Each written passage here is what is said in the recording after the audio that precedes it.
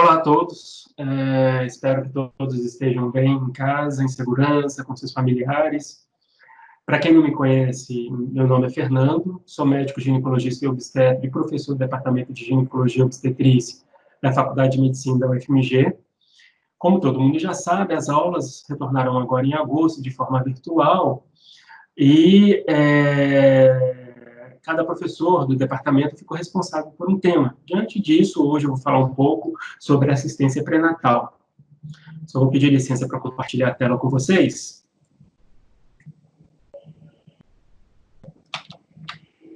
Então, eu vou falar um pouco das rotinas e também dos exames que são solicitados nesse período.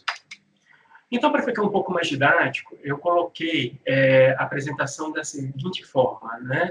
Eu vou falar do objetivo da assistência pré-natal, da consulta pré-natal em si, da anamnese e exame físico, exames laboratoriais e ultrassonografia, nutrição, queixas principais, imunizações e outro aspecto, eu vou dar uma pincelada, uma abordagem mais superficial, até porque no final eu vou deixar a bibliografia de referência e também meu telefone e e-mail para que vocês possam entrar em contato comigo para eventuais dúvidas. Então, assim, falando de pré-natal, qual que é o grande objetivo? O objetivo, né, acho que é óbvio, é o nascimento de uma criança saudável e a garantia do bem-estar materno. Mas para que isso aconteça, é necessário um conjunto de medidas e protocolos assistenciais, né? E é bom também que o médico, né, que está atendendo essa paciente, tenha noção que não é uma consulta rápida, não é uma consulta, às vezes a gente vai levar um pouco mais de 30 minutos para conversar com essa paciente, né?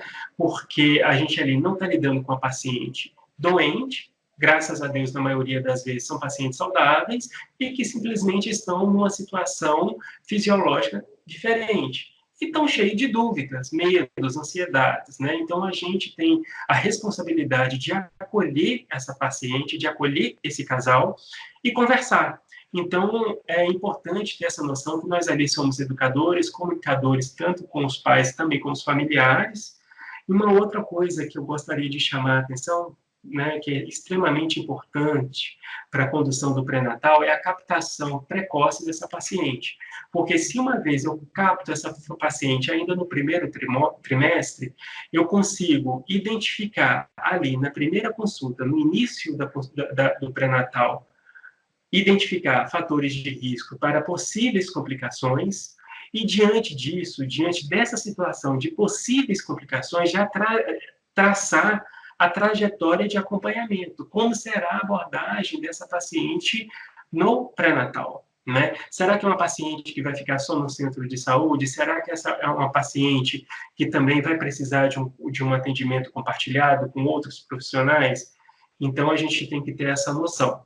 Né? E o grande objetivo é também a redução da mortalidade. Ninguém quer que o feto morra, ninguém quer que a mãe também venha a falecer durante, seja no pré-natal ou no parto. Essa abordagem é tão importante que a OPAS, em 2018, fez um levantamento mostrando que 830 mulheres, morrem diariamente por causas evitáveis. E não é novidade dizer que quem morre são negras, pobres e em países em desenvolvimento tem ciência adequada, ela mora longe do centro de saúde, onde ela mora longe da maternidade de referência, onde falta informação, onde os serviços são inadequados. Além de tudo, tem aquela prática cultural. Se a gente for pensar em Brasil, é um Brasil que é tão extenso, né, com várias culturas, isso tudo pode influenciar para um desfecho ruim, né? Então, a gente tem que ter em mente isso. E quais são as principais causas de mortalidade ainda, inclusive Brasil? Hipertensão, hemorragia grave, infecções, complicações do parto e aborto inseguro. Né? De 1990 para 2015, a gente já conseguiu reduzir 44%, mas a meta até 2030, como parte dos Objetivos de Desenvolvimento Sustentável, é a redução de 70 para cada 100 mil recém-nascidos. Né? Então, uma coisa que eu gostaria de chamar também é a consulta, a avaliação pré-concepcional e também o planejamento familiar, porque a gente fica preocupado, tão preocupado com a assistência pré-natal, mas a gente esquece daquela consulta pré-concepcional, onde a gente consegue de forma mais precoce ainda, identificar aqueles fatores de risco e preparar aquela paciente para uma gravidez saudável, da mesma forma que aquela paciente que engravidou, que foi uma gravidez não planejada, que já tem seus 3, 4 filhos, a gente tem um papel extremamente importante no planejamento familiar, né? Expor para essa paciente quais são as possibilidades para que nova gestação não aconteça, se esse for o objetivo, se essa for a vontade do casal. Então, como que funciona? Como que é dividida a consulta pré-natal, né? De forma simples, tendo como base a Organização Mundial da Saúde e o Ministério da Saúde, as consultas elas deverão ser mensais até 34 semanas, ou seja, uma consulta a cada 4 semanas, depois disso, quinzenais até 38 semanas, e após esse período, semanal. Lembrando que não existe alta do pré-natal. A paciente só vai ter alta do pré-natal quando ela chega no centro de saúde para fazer a consulta de pós-parto. Aí sim o pré-natal finalizou com a consulta puerperal, tá? Até pouco tempo atrás, isso estou falando até 2016, como um dos indicadores de qualidade assistencial que era usado pelo Ministério da Saúde, no mínimo 6 consultas de pré-natal seria o adequado. Só que a Organização Mundial de Saúde, em 2016, ela fez uma nova recomendação, que no mínimo 8 consultas de pré-natal é o adequado, né? Então, o que era 6, hoje passou para 8. Se a gente for levar em consideração que você faz uma consulta de 4 em 4 semanas, depois de 15 em 15 dias, depois semanal, acaba que a gente ultrapassa esse número muito fácil. Então, quais são as ações, dos médicos durante o pré-natal? Mostrar a importância do acompanhamento pré-natal para esse casal. Devemos fazer uma anamnese muito bem feita, um exame clínico obstétrico muito bem feito, esclarecer sobre a higiene, nutrição, explicar como que é o desenvolvimento da gestação, quais são as modificações corporais e emocionais também, qual é a influência dessa alteração hormonal no comportamento da paciente, fantasia, medos, sinais e sintomas comuns durante a gravidez, quais seriam os sinais de alerta para essa paciente procurar a maternidade de referência, informar para a paciente qual seria essa maternidade de referência, pedir o cartão também de vacina, ver se essa paciente tem todas as imunizações, atualizar o cartão de vacina dela, então quais seriam as vacinas que essas pacientes deverão tomar nesse período gestacional. A citologia, a prevenção do câncer de colo, ela continua, ela deve ser realizada durante o pré-natal, é lógico, de forma cuidadosa, porque o colo é um pouco mais friado e pode sangrar um pouco mais. Não esquecer da consulta puerperal, reforçar o planejamento familiar, saúde mental e violência doméstica e sexual, principalmente nesse momento de pandemia, a gente sabe que a violência doméstica tem acontecido, existem várias formas de violência e a gente tem que ter conhecimento disso, e o aleitamento materno, esclarecer quais são as dúvidas, quais são os medos, quais são os receios, quais são os benefícios, que são inúmeros os benefícios, né? E já na consulta de pré-natal, já na anamnese, todos os dados são relevantes. Então, assim, primeira coisa é o nome. A gente lembra, a paciente não é um número de prontuário, a gente tem que cumprimentar, chamar pelo nome, né? A idade materna, a etnia, estado civil, profissão, religião, naturalidade e procedência, tudo isso influencia, né? Isso tudo é importante semiologicamente. Então, assim, se eu estou pegando, por exemplo, a idade materna, a gente sabe que pacientes que engravidam de forma precoce, antes dos 16 anos, têm um risco maior de prematuridade, um risco maior de anemia, hipertensão arterial, baixo peso ao nascimento, né? O número de cesarianas é maior por conta de uma desproporção cefalopélvica, da mesma forma que aquela paciente um pouco mais, uma gestação mais tardia, digamos assim, ela tem um risco maior de malformações, trissomia, seja ela do 21, 13, 18, que são as mais comuns, hipertensão, diabetes gestacional. Né? É lógico que a gente não vai contraindicar a gravidez para essa paciente acima de 35 anos, mas como educador, né, como comunicadores, nós temos que falar para essa paciente, para esse casal que pretende engravidar de forma mais tardia, quais são os riscos, né, para eles se programarem. Os antecedentes médicos, pessoais e familiares são extremamente relevantes.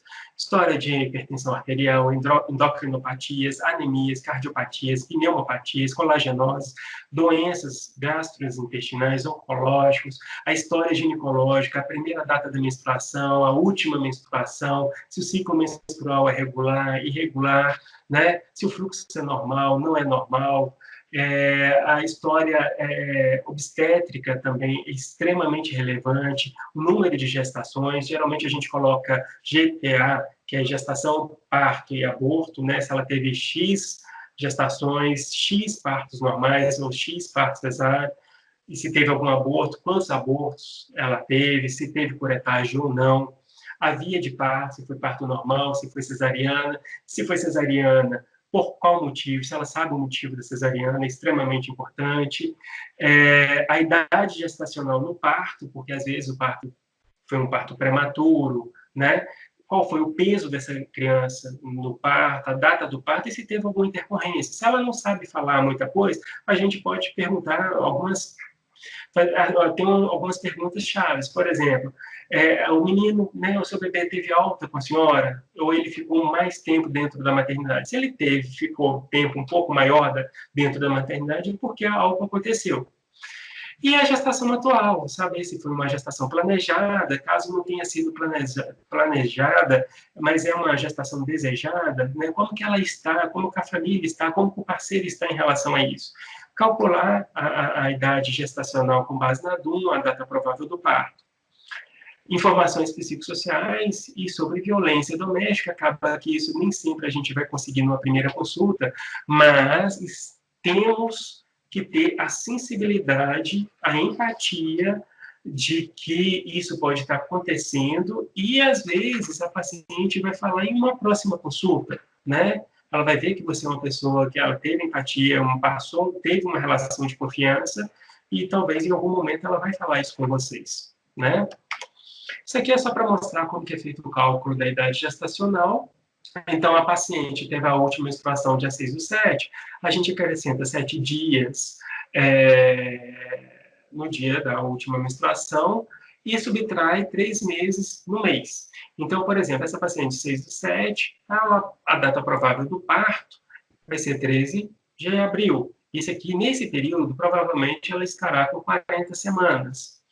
Nesse outro caso, em que a paciente vai mudar, que teve a data da última menstruação dia 30/12, mudou de mês. Quando acrescenta 7 dias, vai mudar um mês, não vai mudar um mês? Então, ao invés de subtrair 3 meses, a gente vai subtrair 2 e acrescentar 7. Então, nesse caso, a data provável do parto será dia 6/10.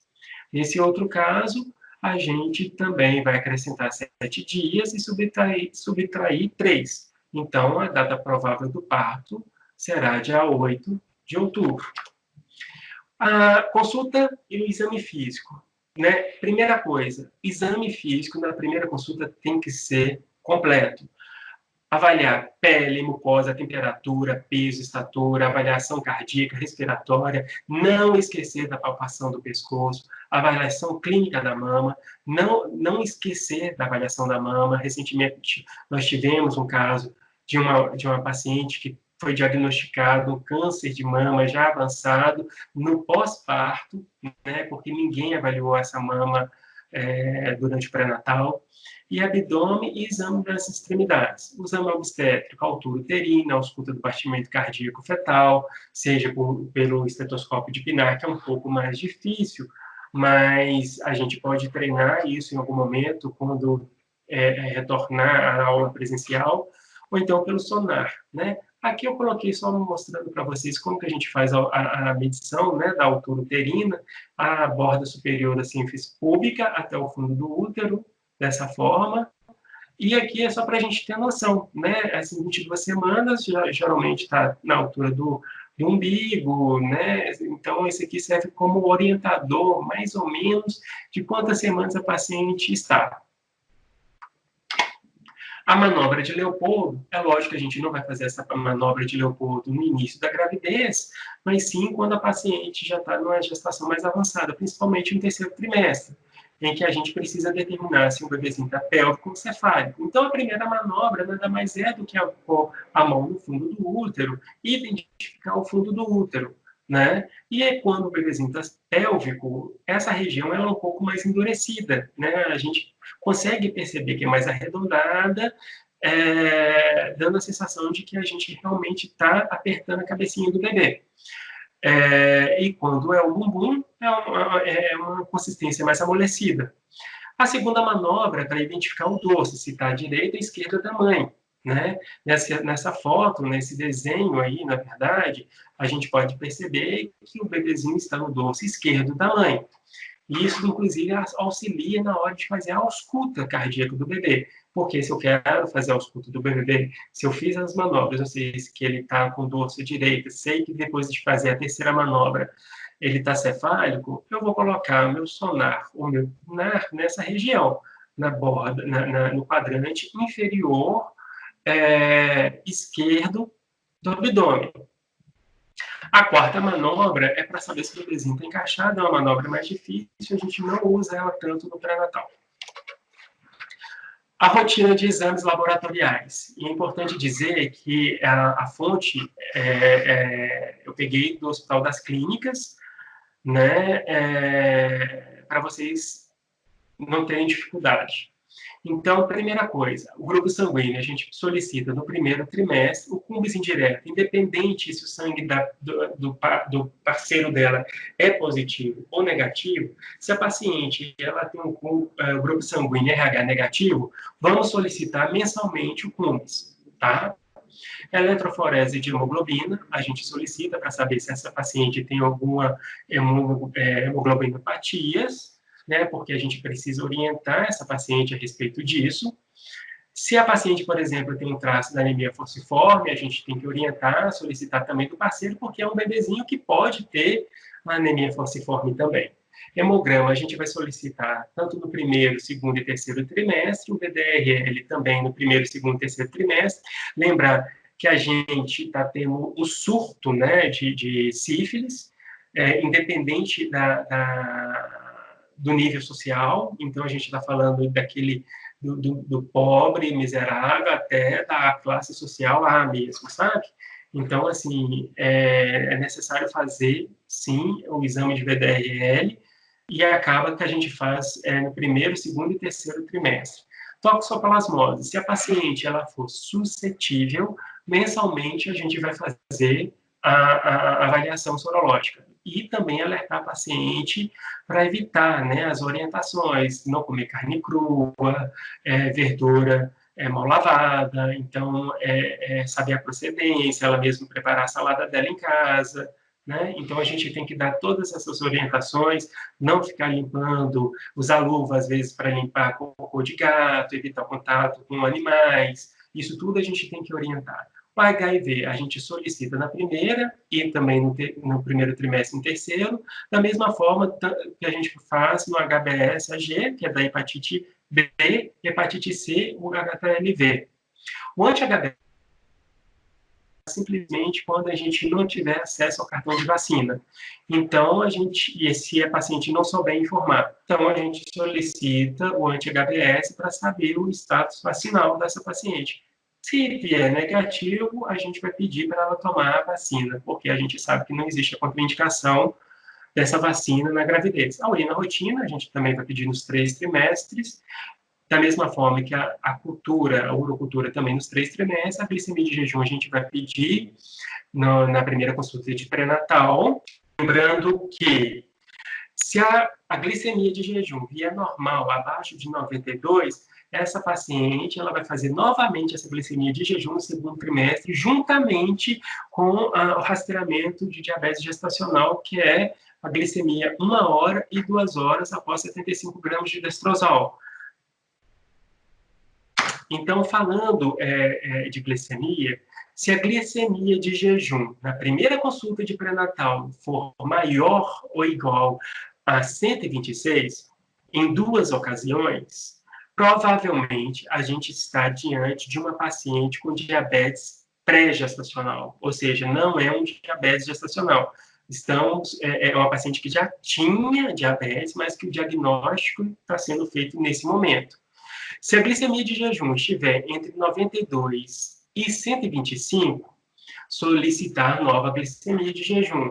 Se os dois valores, tanto a primeira como a segunda, estiverem entre 92 e 125, a gente está diante de um diagnóstico de diabetes gestacional. Temos rastreamento positivo.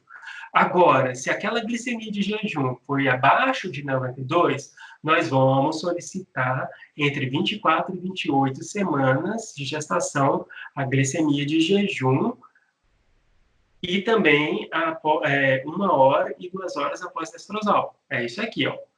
Glicemia de jejum na primeira consulta pré-natal veio normal, a paciente vai repetir essa glicemia de jejum no segundo trimestre, juntamente com a glicemia 1 hora e 2 horas após 75 gramas de destrozol.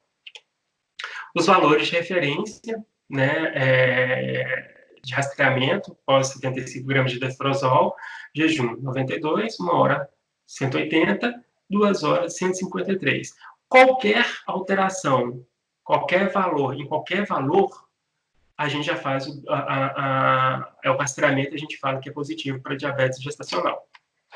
O ultrassom transvaginal no primeiro trimestre, ele é útil para datar. A gente sabe que a idade gestacional, ela, quando comparado à última menstruação, quando é inferior a 1 semana, a gente tem confiança em dizer, segurança em dizer que a data da última menstruação dessa paciente está correta e que a gente vai acompanhar a gestação com base na última menstruação. Se esse primeiro ultrassom, no primeiro trimestre, deu mais que 1 semana de diferença, a gente vai acompanhar pelo ultrassom, pelo primeiro ultrassom. O ultrassom morfológico de primeiro trimestre é feito entre 11 e 13 semanas e 6 dias. Então, é um exame de rastreamento, ele não é um exame diagnóstico para cromossomopatias. Então, quando vocês lá pegarem uma paciente e ela mostrar para vocês, por exemplo, um exame de translucência nucal alterado, mas vamos supor que o tamanho do bebezinho, né, do embriãozinho, do fetinho, desculpa, da cabeça, comprimento, cabeça, nádega, está inferior a 45 ou superior a 84, você vai orientar essa paciente a falar que aquele exame foi feito de forma inadequada e que não tem valor para diagnóstico. De qualquer forma, já não teria, porque é um exame de rastreamento. Para esse exame ter validade, ele tem que ser feito dentro de uma técnica. E tem que ter esse tamanho, entre 45 milímetros a 84 milímetros. E é um exame de rastreamento, não é um exame de diagnóstico. O exame morfológico segundo trimestre, com medida do colo uterino, transvaginal, é simplesmente para a gente identificar as malformações. É o melhor período da idade gestacional para a gente poder identificar malformações, entre 20 e 24 semanas. A gente consegue ver o feto, avaliar o feto da melhor forma possível. Né? E o ultrassom transvaginal é para medida do colo uterino, como um preditor, não diagnóstico, um preditor também de uma possibilidade assim de um parto prematuro. Né? Então, no exame morfológico, a gente vai avaliar a cabeça, o cérebro, a coluna, a face, para ver se tem fenda palatina, lábio leporino, o tórax, ver se o coração está no eixo adequado, se tem alguma alteração das canais cardíacas, se tem algum cisto pulmonar, né, o abdômen, bolha gástrica, hipericogenicidade intestinal, os rins, se tem os 2 rins, se tem a bexiga está normal, se tem alguma herniação, os membros, a gente avalia o feto como um todo. E o ultrassom obstétrico de acompanhamento vai depender de como está o pré-natal. Né? Geralmente a gente faz aquele risco habitual após 34 semanas para saber se o líquido está normal, se o desenvolvimento daquele bebê está